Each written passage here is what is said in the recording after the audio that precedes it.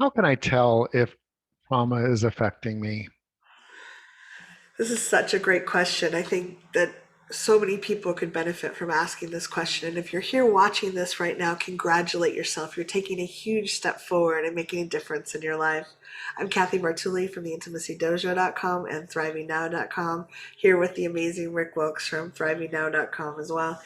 And we really value talking about trauma because if we're not aware it's there and we're not doing things to heal it, it really runs things for us often, and we're reacting and behaving in ways that we may not want to, or we're like, why am I doing that? If you ever have yourself notice yourself like, why did I do that, or why do I keep this pattern up, that's really a place to say, I wonder if there's an underlying trauma. Because we can change habits that are not trauma related. We can be just like, oh, I just need to remind myself. It's a little bit of practice. But when there's trauma driving the habit or the pattern, it often feels impossible because we're fighting our survival brain and we're just like, can't get it to change. Right. And you just given us some of our first clues, like, why did I do that? If you're asking that question, oh, why am I so hard on myself? Why did I react that way? That is your clue. And I'll be honest with you, I wish that my childhood had been more trauma informed and my teenage years because I had trauma and I was coping the best I could. And there was no one in my world that said, "Oh, hey, Rick, yeah, that's not a great situation, but like you're off the charts in your reaction to what's going on." And with some sensitivity and then applying some skillful emotional technology, Yes. guess what? The great news is that over the last couple decades, we've developed some emotional technology, and not just Kathy and I, but thousands of practitioners around the world.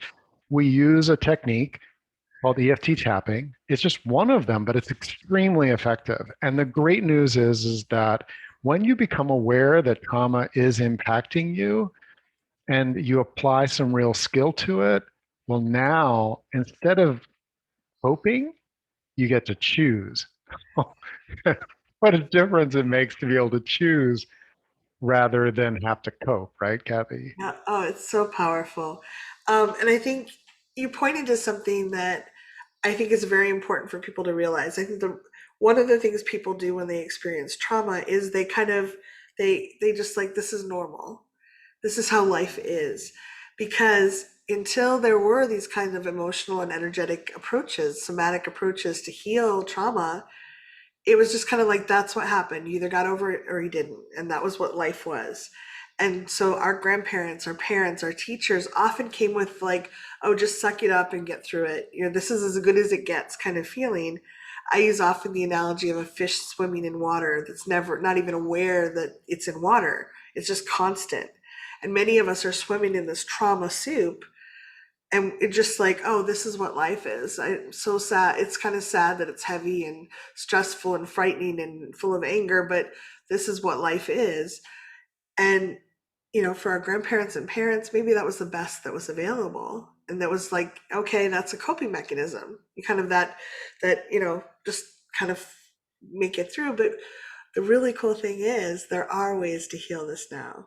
And there are ways to gently process through. So we're not living in that soup anymore. And we can have moments of quiet joy and delight and love and mixed in, like life happens, but to not carry that, not be in the dirty fish water all the time, be in nice crystal clear water. That shows up in things that can be obvious when we're looking at someone else, but sometimes it's really hard to look at ourselves, and we get that, and it's okay. But we're going to assume for a moment that you're watching this. How can I tell if trauma is impacting me? And maybe a part of you is saying, yes, it is. So you might look at, am I checking out? Like, is there a part of me that just wants to check out? And maybe it's by watching television or something else. Um, is a part of me wanting to check out? Am I numbing out? Now, this is where like sometimes we numb out by taking things in. And sometimes we numb out by really just checking out from the world. Um, our body sensations, we can actually feel like, I'm not really in my body right now. And if that's true for you, chances are trauma is an impact. And I just want to be clear too. Sometimes we think, oh, well, I didn't have trauma. Like no one beat me.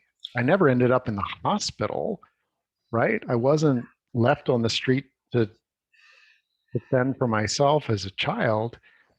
But if you were never touched and loved as a child, if somebody did something to you that you've had to keep secret, those are traumas. Those are pretty big traumas. But there's also something like you're excited about a project and or a paper that you wrote. Let's say you wrote a paper and you're really excited about it. The topic just you loved it. You turn it in and you got a D back because you misspelled a word repeatedly and your teacher was focused on that rather than the energy that you put into it, and you haven't written anything that matters to you since, that's Yeah. a trauma. You can get it in a lot of different ways. It can be like you're driving along and suddenly someone honks at you and gives you the finger and you're not even sure what's going on. And now, what used to be a pleasurable thing for you, like driving in the country, now all of a sudden it's not anymore. And you start saying something like, nah, I don't think I'll go for a drive today. People look at you like, what? You love driving? Yeah. I used to. That's the kind of checkout thing where the trauma, even if it's not something that's particularly remarkable, has really impacted your joy of life. Yeah, and a trauma, just for definition, is anything that happens that occurs to the person experiencing it as overwhelming their resources, being more than they can handle. So, like, we can have small t traumas where, like, the paper, like maybe you put everything into it and you put all like you were convinced, your identity was convinced that you were a good writer, and then you get all this evidence back that you're not, and like maybe you don't have resources, you don't know how to deal with that, versus someone who has lots of resources might be, oh wow, I need to get spell check on my computer, like there's the ability to process and do something about it. And I do want to emphasize too that all of us take time to check out sometimes. It's okay. It's okay if you're watching TV or a movie or having a drink occasionally if that's right for you. Those things are not wrong, but when they start interfering with our life, when they start taking, like Rick said, like if you love to drive in the country and all of a sudden you stop doing that, or you really want to connect with friends but you stay home and watch TV instead because it's safer to your survival brain. Those are examples of when trauma can get in the way.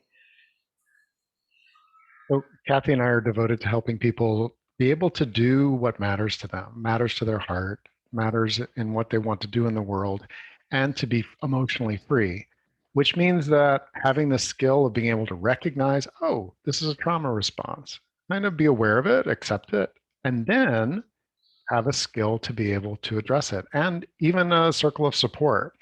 So we're going to invite you to look at two things. One, we're having a real skills workshop and it's coming up. The details are in the link. If it's already happened, guess what? You'll be able to watch it and be there with us and get the same skill, get that skill developing. We Yeah. also have a comprehensive program called Reprogram Your Primitive Brain. And this has been so helpful to so many. Thrivingnow.com/primitive brain will take you there. The links are below. And one of the things that can happen with trauma is people freeze. They just like everything's overwhelming. They don't know which way is safety, so they don't do anything. What I would encourage you to do is, if you have at all the ability to show up and take the free webinar, or sign up for the Primitive Brain, which is one of reprogramming your primitive brain is probably one of the favorite classes that Rick and I have ever done together. But if you can, break that freeze pattern in small ways, like show up for the webinar and take the class, you will be so amazed at what you get access to, because that shell that forms when we're frozen in trauma, or like fight, flight, freeze, we're reacting and we're creating a small sphere where we think we're safe because our survival brain is overwhelmed. And often a lot of those happen when we were young or we're under resourced, and the world is so much bigger, and so it's a full of amazing things. And when we're in that little shell, we don't get access to them. But we're in that dirty water in the fish tank, and we're like, this is just as good as it gets. And when we start stepping out, we break down that shell, we clear the fish water. It's an adventure. Life becomes so much more fun, and we want that for you. You living your best life makes our world better too. It's a ripple effect. It affects other people around you. And so we invite you, if this feels challenging for you, bring a friend, show up, stay as long as one of the nice things is with those calls, if you need to leave early, we totally understand. But we really want you to start stepping into your world, into your life. And so I really encourage you, if you notice yourself a little reticent, that could just be a fight, flight, freeze response. And it's okay to like go, okay, I'm going to go for 20 minutes and I'm just going to see what's there. And the recording is there, so you can listen to more later if you want. But take those steps so that you can break out of that trauma shell and start living an amazing life, and be delighted when you wake up in the morning knowing you have possibility. So yeah, we hope that you this was useful for us.